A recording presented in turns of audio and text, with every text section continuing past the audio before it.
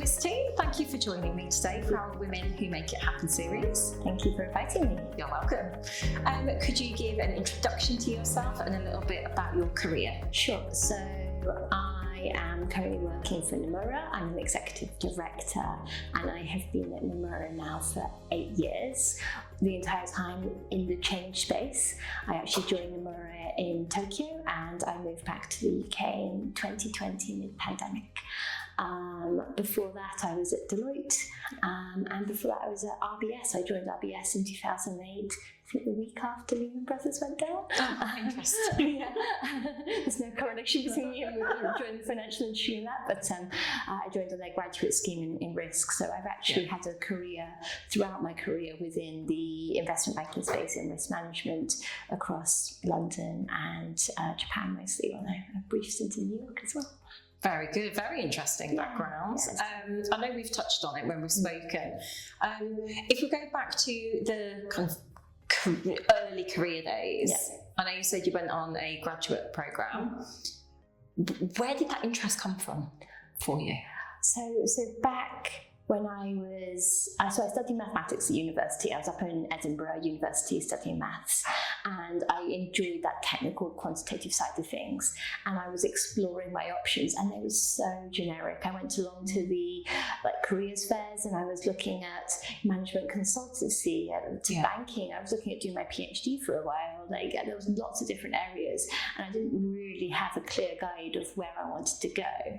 And then one of my professors, he sent through what was the job spec and spiel for the RBS graduate scheme for risk management. And you know, when you read something you feel like it's talking to you, for you personally, and so it felt like that. Then it was, we need people quantitative with communication skills who want the ability to travel and who are interested in utilising quantitative skills to make a difference in these banks and so on, and you know, who have an understanding of what a risk management framework would look like. And I was like, oh, I can do all of those things.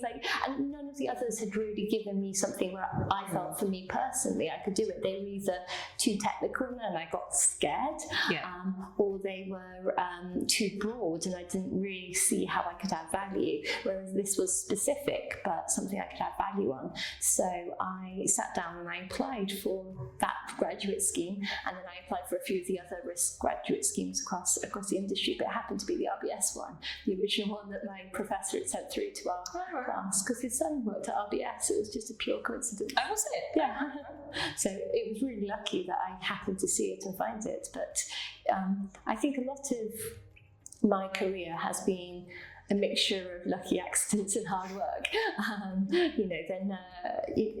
The fact that I saw this and found a connection there was a lucky accident, but you know, obviously you had to put the work in to get to the scheme, so it was a nice mix. Yeah, that's it. I mean, I know the age you're saying, like, you create your own luck. Sure. Obviously working hard and being in the right kind of place in time, but no, that's really interesting. And then you never look back. No, exactly. And I've ended up with a now 17-year career in risk management the whole time, pretty much, which was never my sort of intention. It was, but I found that there's so many different facets of risk management that I've really enjoyed.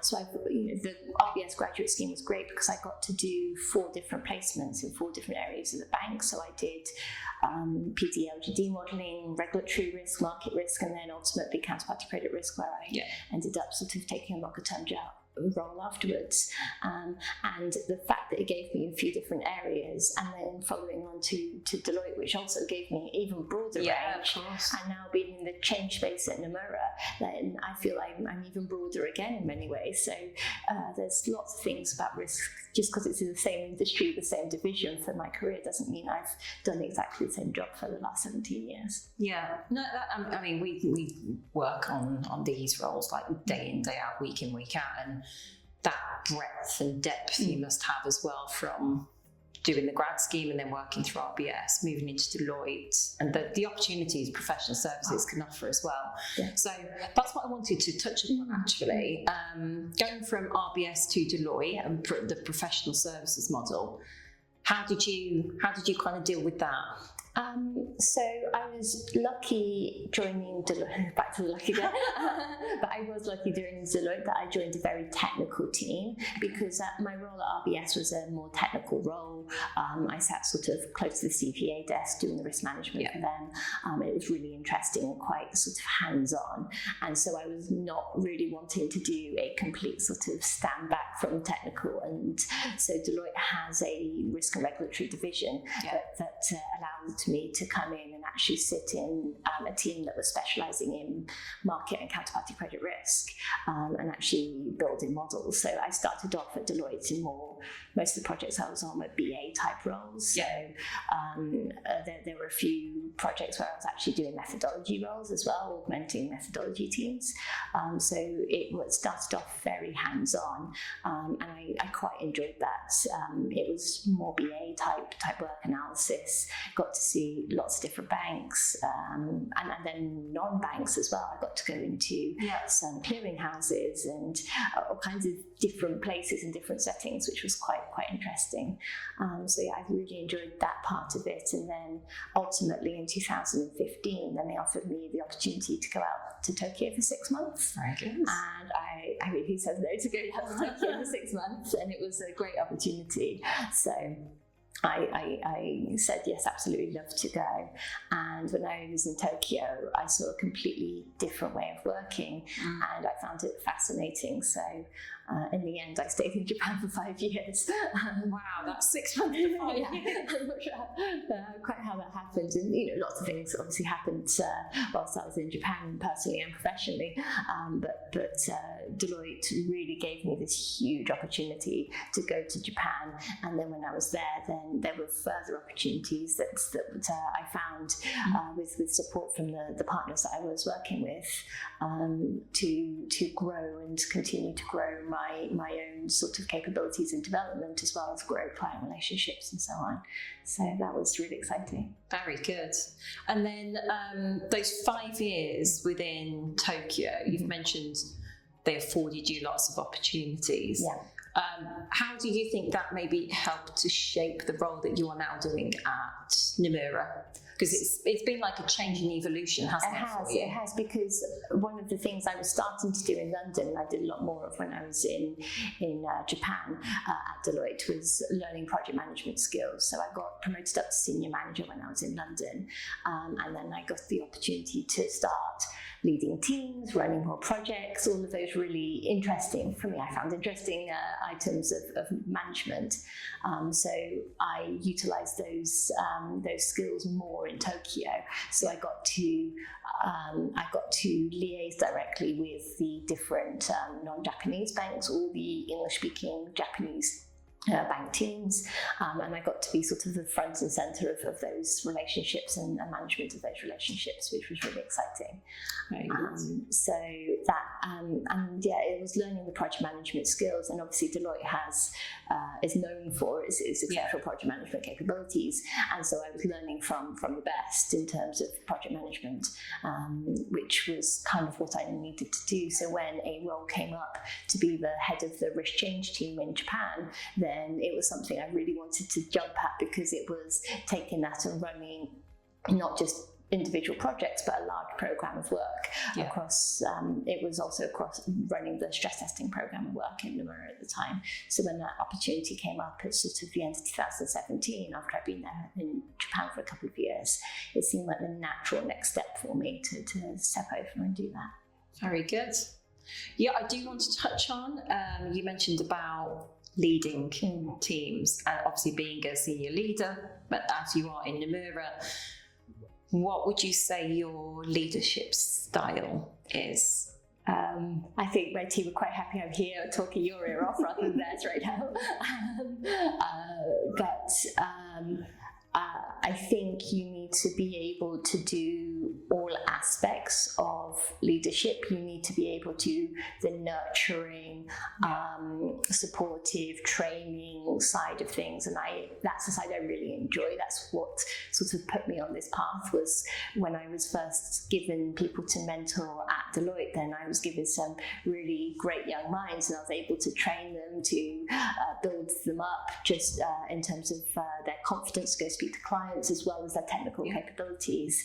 And so now spending a lot of time with the more junior guys in the team, then supporting them and helping them build up in that aspect is really important. But what I found recently, since sort of leading a slightly larger team in the last sort of year, then you also need to be there to take the difficult decisions, to liaise with senior management, advocate for your team, and so on. And that I found really challenging at the beginning, just because when there are changes in the organization, then you have to obviously make some difficult decisions with the support from our management team, and ultimately they're the right decision for the firm, for the individuals impacted and so on. But it's always difficult when you're making decisions about other people's careers that will ultimately impact them, then making sure that you liaise closely with them, that it doesn't come as a surprise. And all of those other points are quite important. But for me, spending time with people, getting one-on-ones in with most of my team, making sure training opportunities are available to them. I think it's, I also joke, I'm a bit of an auntie of the team, looking after making sure everybody's making sure everybody's got what they need to do their jobs. Nowadays, I'm taking more and more step away from day-to-day technical delivery.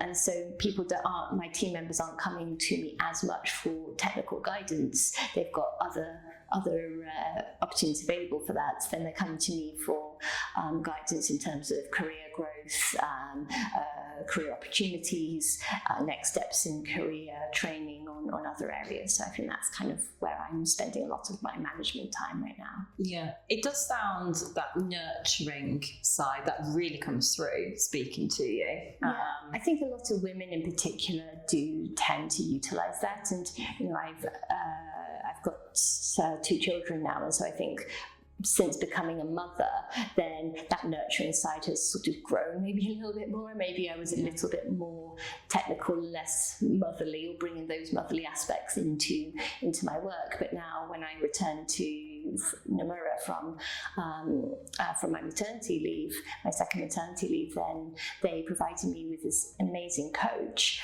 and she talked to me about the fact that your brain has changed, your brain chemistry has changed, and it's okay to bring those elements into work as long as you do it in a professional manner, of course. And having bringing some of the positive characteristics from my parenthood into work is not a bad thing, as long as you don't smother people or go too far. Yeah, absolutely. There are a few really interesting points there. I'm thinking of so many I want to ask you, Felicity. If we just continue on this about, and I'd be really keen to understand what key elements of that parenthood that you do bring into work and where that's helped you, and that certainly progressed from where you were and where you are now. Yeah, I mean, time management is always the top Absolutely. one. I agree. I think that I get, you're a feather mother yourself, so then I think I get double the amount of work done in half the amount of time nowadays, just because of my commitment to time management. Putting time aside as well to check on people's feelings, emotional needs, and what they require is also really important.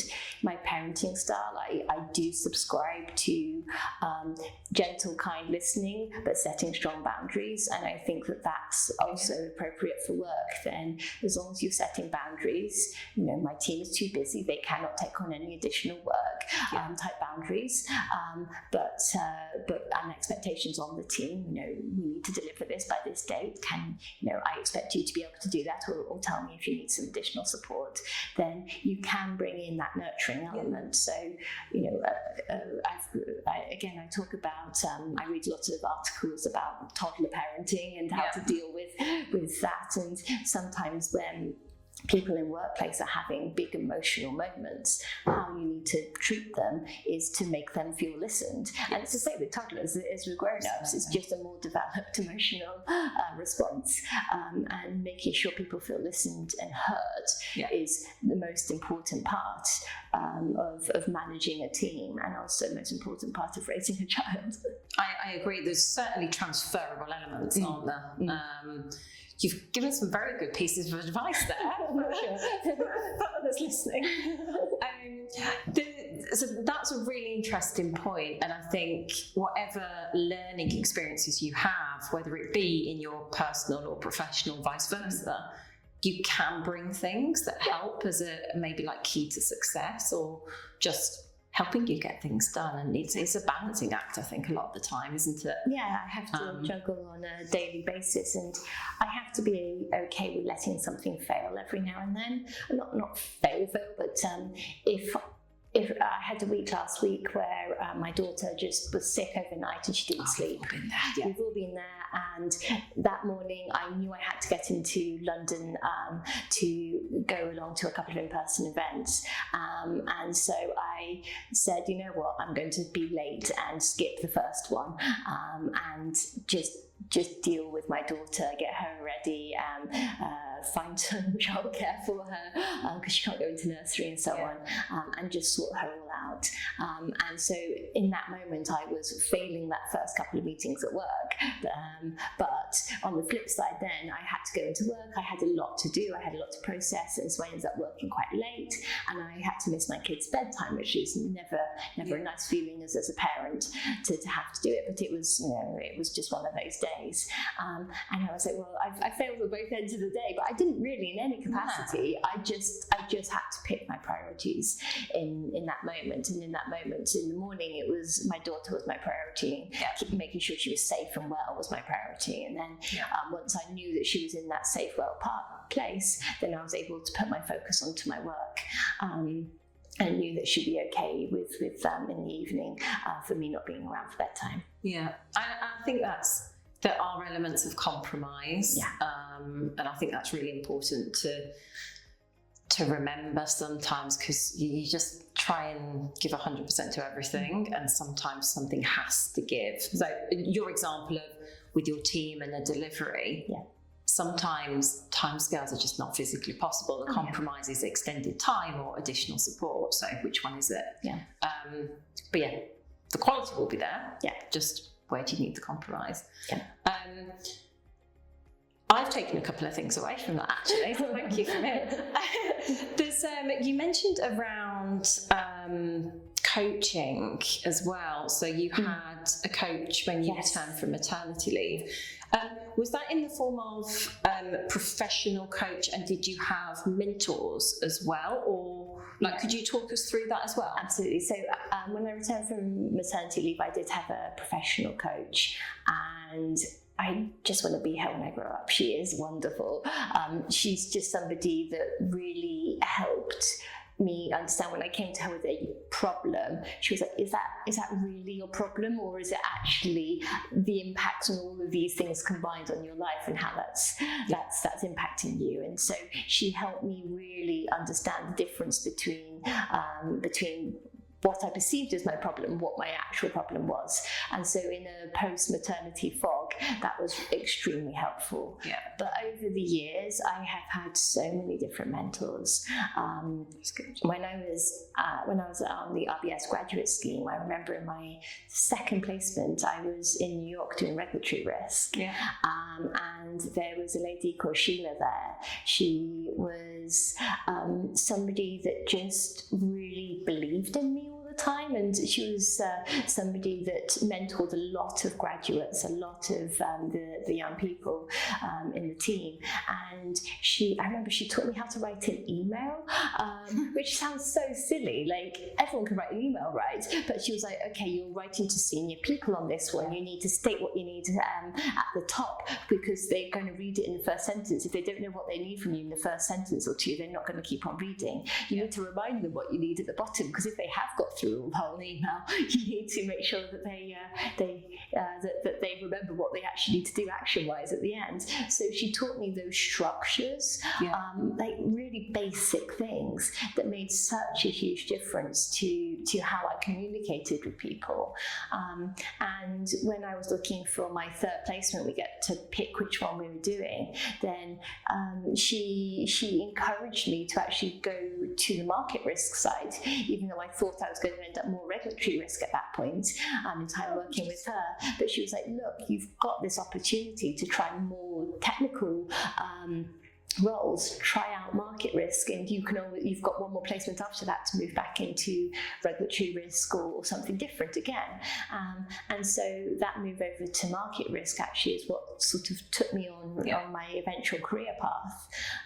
But if it wasn't for her drive and encouragement, I wouldn't have got there. So I do think that she, I still speak to her. I think she's left the financial services industry now and is working in a completely different industry. But yeah, she's still one of those people. I rely on her guidance quite heavily as somebody who helped me out in the early days of my career.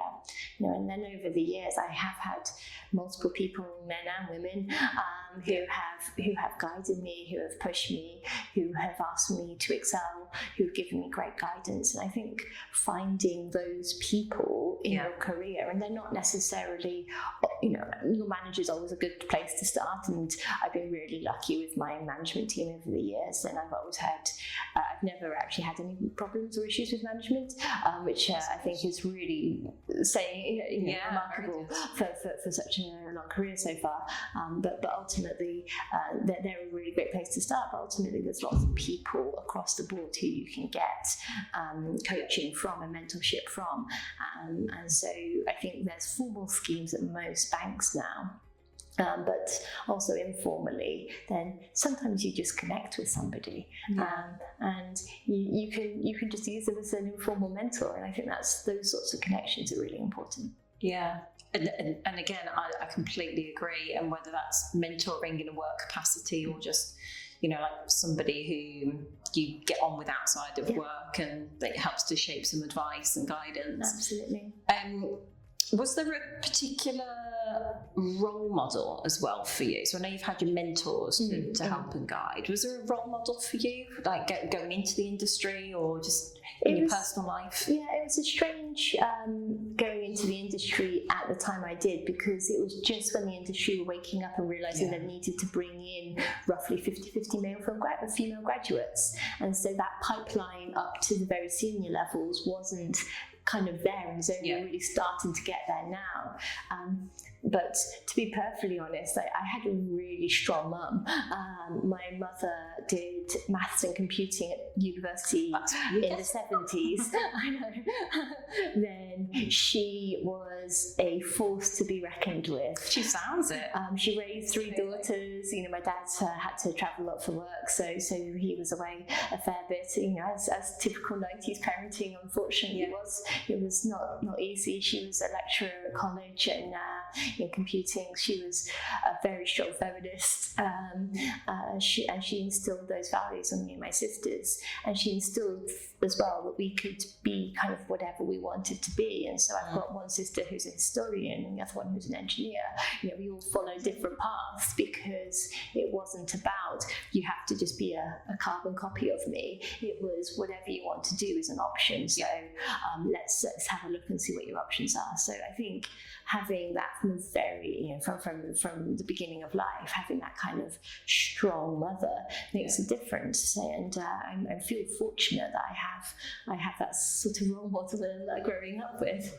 Yeah, I can certainly see where that has helped you in your career, like choices, or just going for something, and not looking back, really. So I think a lot of the choices I made were just choices to say yes to opportunities, and there was never much fear in the choices I made. Do you want to go to New York for a 6-month placement at 24? Yeah, go on then. You want to go to Tokyo for 6 months? Yeah, why not?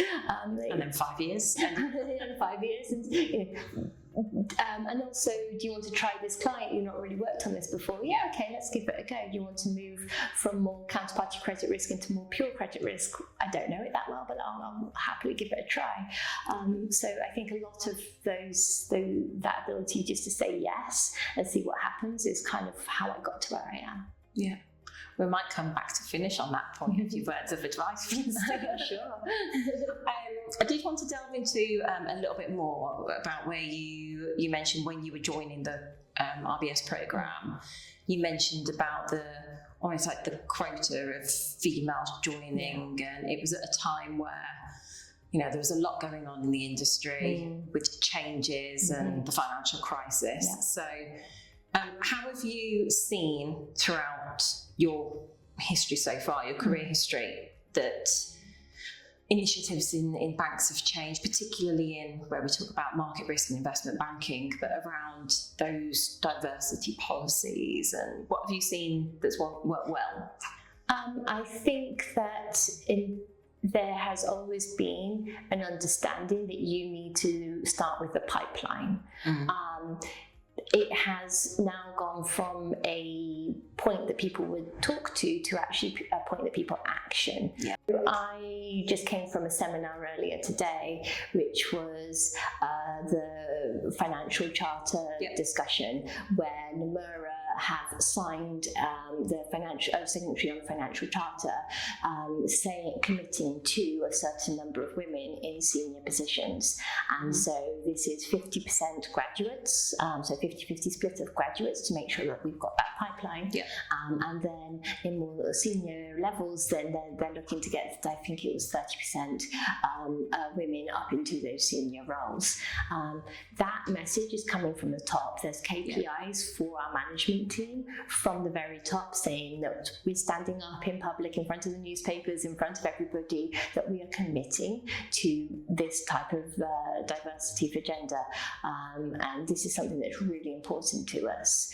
Then I think that's been the major difference. There was always women networks and so on. I'm now on the Nomura's Gender Balance Network Committee, and they actually have proper funding to do events that actually will help train up women. They can partner with female charities. They are in the room with HR discussions. Nomura now has got an excellent paternity leave policy. I know it sounds strange, like, why does paternity leave affect women? But if my partner can share the load, then I will want to be in that industry more. It's as simple as that. So it's showing that childcare, which is one of the major reasons why women leave an industry, is a priority for both men and women, and it's trying to sort of normalise that. So I think these messages are coming from the top, and they're actually making changes to policy, and they're actually putting time, effort and money into sponsoring initiatives that will give the training, the mentorship, the exposure to senior management, and so on to young women coming up, any age women coming up through the ranks. Yeah, that's really, really good to hear. I think it's where you said that tone from the top. We come across it all the time, and how it's actually embedded and what actions are being taken, as opposed to just a tick box exercise, which, even in my career, 19 years, a decade ago, it was a very different place. Absolutely. in FS. So, and as Mawson, we do a lot around DE&I initiatives and programs, and actually around STEM subjects. Yeah. And it's that pipeline, which lots of people talk to me about. Well, one of the agenda points is to get women more in senior management and exco and board. But if you don't have the talent there, and even from other DE&I backgrounds like ethnicity and religion and race and all sorts, if you don't have them, then you're not going to get that quota. It's how do you get the pipeline from the starters, like you said, the graduates? So. It's also, I think it's really important to make sure that there's a diversity of background as well. When I am talking to some of these young graduates or younger people who are thinking about the financial industry, oftentimes even to get into that room, to know to come to these events, then they normally have had somebody in their life that's been able to give them some background on the financial industry, getting access to how the financial industry works to people all across the country, even let's not even worry about the international, but even across the UK, then the difference between investment banking, asset management, retail banking, etc., isn't understood widely by the general population in schools. So just having a mum or dad that works in it, or an auntie and uncle or family friend that works in it is great, but in reality it'd be great to find a way to get the message to people who are outside of that network. And I think that's an education path that we should be looking to explore in the future. Yeah, I agree. We've touched on elements of social mobility in some of the others. But yeah, I agree, it's the education piece and how do you bring visibility around it. You've made some really words of advice and sort of like wisdom. But I think if you were to sum up maybe, Felicity, what maybe key piece of advice you would give to younger talent, what would that be? I think when an opportunity comes your way, just to grab it and go with it. Even if you're not sure, then your first couple of years in your career don't have to define what the rest of your career looks like. Then if you grab an opportunity and it doesn't work out, then it's not the end of the world, especially at the start of your career. As you progress, then you're more likely to get more and more responsibilities on your shoulders, external as well as internal. But at the very beginning, just say yes to everything. Then if there's an event where they are offering you to explain what's going on about a certain subject area, even if you're not sure you're interested on it, go and find out more, educate yourself, say yes to things, and generally you'll find a path within that if you're open to those opportunities. Well, you're a great example of saying yes to opportunities, and look where you are today. It's a testament to you and your hard work. So thank you very much. Thank you for sharing your story and your journey, and a pleasure to have you. Thank you so much for inviting me. Thank you.